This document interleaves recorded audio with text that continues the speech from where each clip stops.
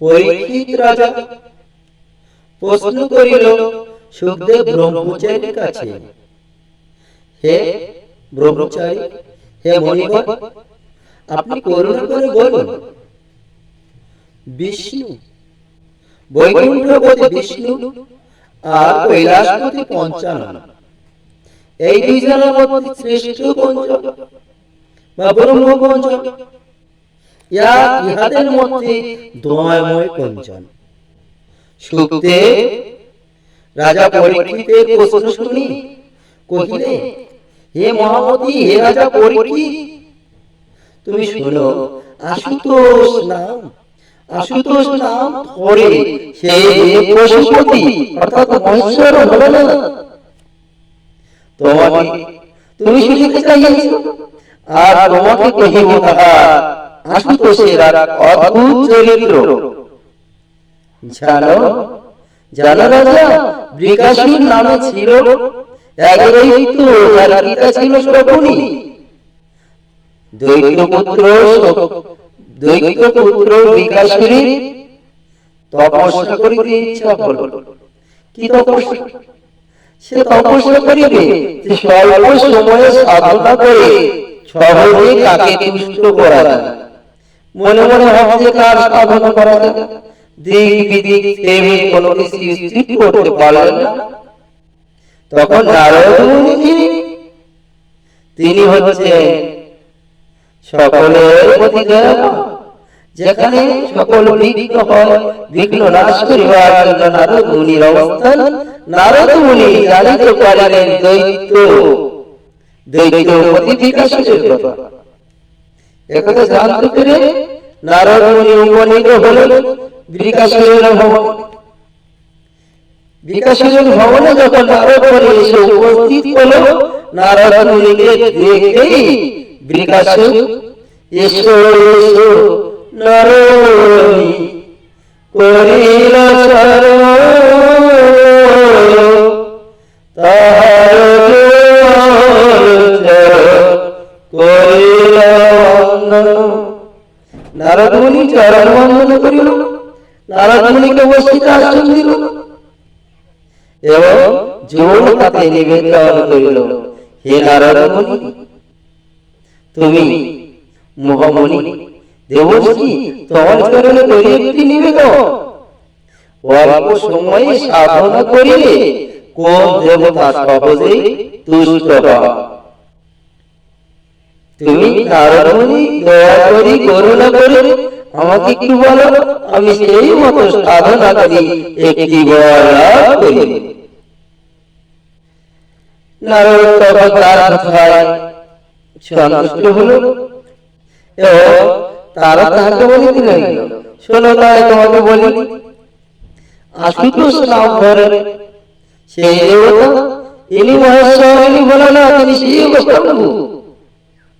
তুমি একটা কাজ করো দৈত্যপতি, তুমি শিবের তপস্যা করো, অতীব যতনে অতিবারে করো, কারণ তাতেই তুমি অল্প দিন সাধনা করে মনোমত ফল পাবে। নারদ মুনি সুন্দরভাবে পরামর্শ দিয়ে বৈকুণ্ঠ, নারদ মুনি চলে গেল বৈকুণ্ঠপতি। আর বৃকাসুর দৈত্যপতি মনে মনে সেই কথা অনুসরণ করে তপস্যা করিতে লাগিলে হিমালয়ের পর্বত দিয়ে। নিয়ম করিয়া দৈত্যপতি বৃকাসুর শিবের সাধনা করে, প্রতিনিয়ত পূজা করে, জপ করে, হোম করে, যাতে শিব তুষ্ট হয় সে মতো সাধনা করে।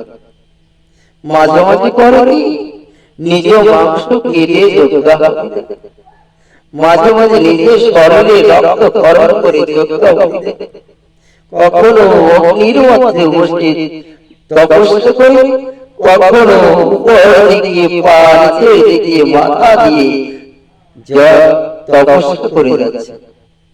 এইভাবে তপস্যা করিতে করিতে 7 দিন কেটে যায়, কিন্তু শিব দেখা নাই যায়। অবশেষে দৈত্যপতি বৃকাসুর অতীব কষ্ট পেয়ে মনে মনে করিল বিবেচনা, আর সাধনা করিব। এখন কি করবো? শিব তো বর দিতে এলো না, দেখি বর দিতে আসে নাকি বর। এই কথা ভেবে বলছে, আপন মূল্য করিয়াছিলাম শিবের যজ্ঞ করিব, আর সেই যজ্ঞ স্থানে করিব আপন মস্তক অর্পণ। তাই নিজের মস্তক কাটিয়া যখন বৃকাসুর যজ্ঞে আহুতি দিতে যাচ্ছে, এমনি সময় শিব আসিয়া পিছন থেকে ডেকে দিচ্ছে, রাখো বৎস, কেন তুমি মস্তক করেছিস? কেন এত দুঃখ কিসের কারণ? কেন এত শোক করছো? তুমি বর চাইছো, চাহো তোমার ইচ্ছা মতো বর, তুমি যে বর দিবে আমি সেই বর দিতে প্রস্তুত, আমি কার্পণ্য করিব না। বৃকাসুর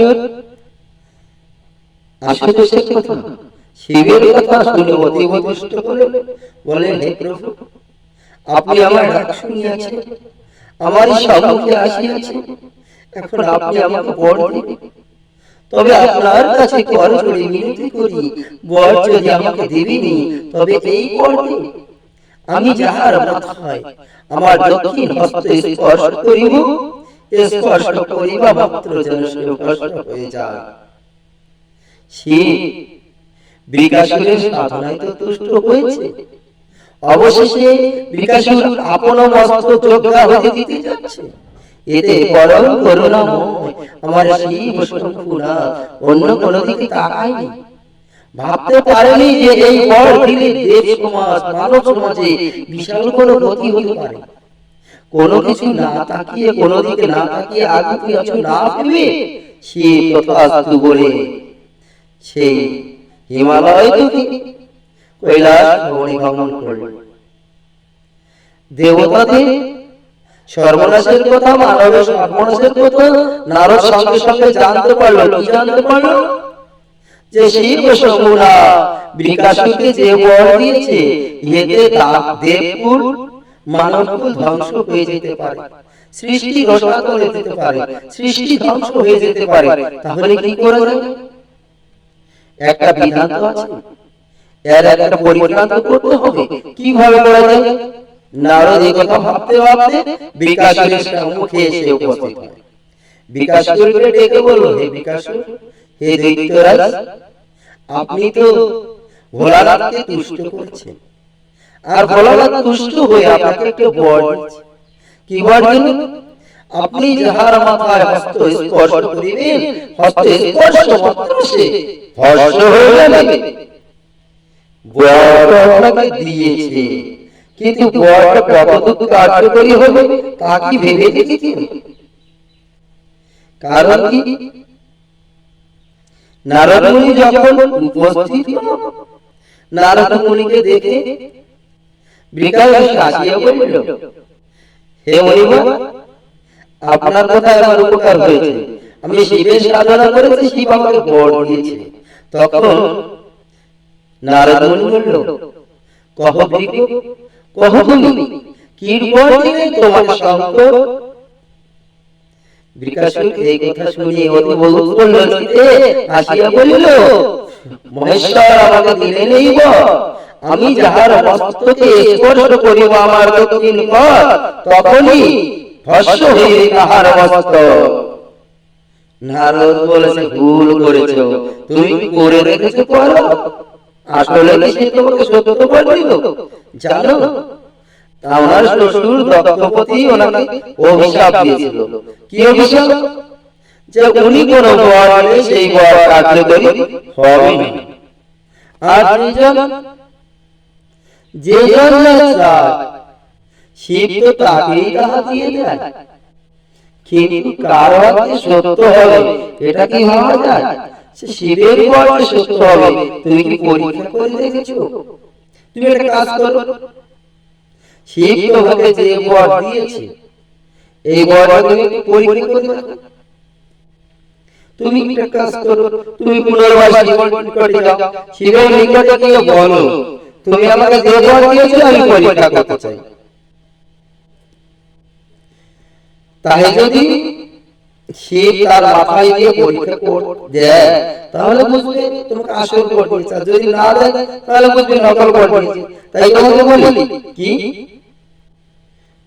তবে যেন হয় সত্য কহিনি তোমারে, যখন হাত দিতে দিবে তাহার মাথার উপর তোমারে। এই কথা বলে নারদমুনি সেখান থেকে প্রস্থান করল। আর বৃকাসুর উনি তো তালাবার পাত্র নয়, উনি ব্যস্ত হয়ে শিবের পিছু পিছু ধাওয়া করল। উচ্চরে ডাকছে, দাঁড়াও আশুতোষ, দাঁড়াও দাঁড়াও, কি পারিনি তুমি বল দিলে সেটা সত্য না মিথ্যা তা পরীক্ষা করে দেখবো না, আমি অবশ্যই হাত দিয়ে করিব। এই কথা বলিয়া ডান হাত তুলিয়া বিকাশী দৌড়ায়, শিব দৌড়ায়, দৌড়াইতে পরিশ্রান্ত হয়। নারদ বলেছিল যে শিব যদি তোমাকে সত্য বল দেয় তাহলে উনি পালাই, শিব যদি সত্য বল দেয় তাহলে তোমাকে মাথায় হাত দিতে দিবে, আর যদি মিথ্যা বল দেয় তাহলে দৌড়াইয়ে পালাই। ঠিকই তো, ভোলানাথ মহেশ্বর দৌড়ে পালাচ্ছে, তাহলে তোমাকে সত্য বল দেয়নি। তাই উনি পরীক্ষা করার জন্য ব্যস্তভাবে ছুটতে লাগলো, শিব ছুটতে লাগলো। দুইজনে ছুটতে ছুটতে সেই পরিশ্রান্ত হয়ে অবশেষে ব্রহ্মলোকে ব্রহ্মার কাছে গিয়ে উপস্থিত হলো। ব্রহ্মার কাছে গিয়ে বলল, হে সৃষ্টিকর্তা ব্রহ্মদেব, আমি ভুল করে একটি বর দিয়ে ফেলেছি বিকাশূরকে। কি বর দিয়েছি জানো? যার মাথায় তোমার দক্ষিণ হস্ত স্পর্শ করিবে সঙ্গে সঙ্গে সে ভস্ম হয়ে যাবে। এখন ওই বিকাশূর পরীক্ষা করিবার জন্য আমার মাথায় হাত দিয়ে পরীক্ষা করতে চায়। বলেন তো সৃষ্টিকর্তা, আমার কি করবে উপায়? ব্রহ্মা শিবের এই কথা শুনে ব্রহ্মাও পেলেন কি করা যায়। তখন ব্রহ্মা ভয় পেয়ে ব্রহ্মলোক ত্যাগ করলেন। শিবকে নিয়ে বৈকুণ্ঠের দিকে নারায়ণের পথে রওনা। শিব যায় ব্রহ্মাও যায়, দুইজনে দৌড়ায়, পিছু পিছু বিকাশীরা ডান হস্ত উঁচু করে দিল। এভাবে দৌড়াইতে দৌড়াইতে পরিশ্রান্ত অবস্থায় যখন ব্রহ্ম বৈকুণ্ঠ ভবনে নারায়ণের সন্নিধানে উপস্থিত হয়, নারায়ণ শিবের এই করুণ দশা সচক্ষে দেখিতে পায়। শিব দৌড়াইতে দৌড়াইতে বৈকুণ্ঠে উপস্থিত হল, আর বৈকুণ্ঠে উপস্থিত হলে লক্ষ্মীপতি জানিতে পারিল। যখনই জানিতে পারিল বৈকুণ্ঠপতি নারায়ণ ভিতর ভবন ছিল, সে মাটির দরজা হরকে দেখিয়া হরি করিল সম্ভাস, এসো এসো বেশ, কেন কৃত্তিবাস? কৃত্তিবাস কেন? শিব তখন ধর্মাপ্লুত অবস্থায় সমস্ত বসন ত্যাজ্য অবস্থায় বৈকুণ্ঠে এসে নারায়ণের কাছে উপস্থিত হয়েছে। হরি এবং হরকে দেখে দোহে নমস্কার করল, এবং হরিও হরকে নমস্কার করল, হর হরিকে নমস্কার করল, এবং দৌড়িয়ে গিয়ে বলল, হরি চরণ ধরে বলল, হে প্রভু, আমাকে উদ্ধার করো, আমি বিপদে পড়েছি, আমার রক্ষা করো। শিবে এতে বাক্য শুনিয়া শ্রী হরি পাঠাইল শঙ্করে লক্ষ্মী বরাবর। শঙ্করকে লক্ষ্মী বরাবর পাঠালো এবং বৈকুণ্ঠপতি নারায়ণ দরজায় এসে দাঁড়াইল। দরজায় যখন হরি দাঁড়ায় রয়েছে, বিকাশূর হরিকে জিজ্ঞাসা করল, এই পথে কি তুমি শিবকে যেতে দেখেছো? নারায়ণ তখন কোন, হে বিকাশূর, তুমি কেন তাকে খোঁজ করছো? মোর কাছে কহ দেখি কিবা সমাচার। একথা শুনিয়া বিকাশূর বলে, শোনো বচন, আমার যে বর দিলেন ত্রিলোচন, সেটা সত্য না মিথ্যা আমি পরীক্ষা করিব। পরীক্ষা করার জন্য আমি তাকে ধরিব, এই জন্য তাকে তাড়া করছি। তখন বৈকুণ্ঠপতি নারায়ণ বলল, তুমি শিবের সাথে কেন করেছিলে? শিবের সাথে কেন করেছিলে? আচ্ছা তুমি বলো, ভূত প্রেত নিয়ে যদি শ্মশানে রই, ছাই ভস্য যিনি খায়, বিল্বপত্র এবং জল দিলে যে তুষ্ট হয়, তার দ্বারা কি কোনো কিছু সত্য হওয়া সম্ভব হয়? ভালো কিছু নয়। সামান্য তুচ্ছ জিনিসে সন্তুষ্ট হতে পারে, সে কি ভালো কিছু দিতে পারে? এটা সম্ভব নয়। তুমি চিন্তা করে দেখো, এ বড় কখনো সত্য হওয়া না, এবার সত্য হতে পারে না। তবে সে যে পালাইছে, কারণ কি জানো? সে যে তোমাকে মিথ্যা বর দিয়েছে, এই ভয়ে সে পালাইছে। এই ভয়ে সে পালাইছে। তুমি একটা কাজ করো, সে যখন বর দিয়েছে, তাকে তো আর তুমি পাবে না। তবে বাবা, তুমি একটা কাজ করতে পারো। কি কাজ?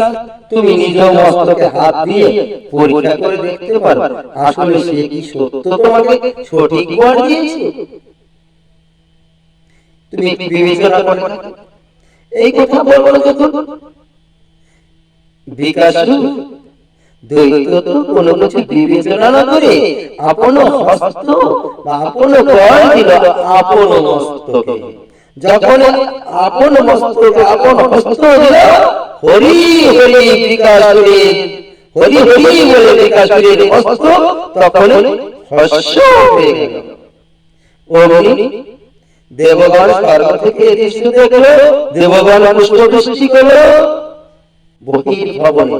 ভিতর ভবনে যে ওনার কাছে আমার হরি ঝড় ছিল, উনিও এই কথা শুনে পরম আনন্দে হরি হরি বলে নৃত্য করতে লাগলো।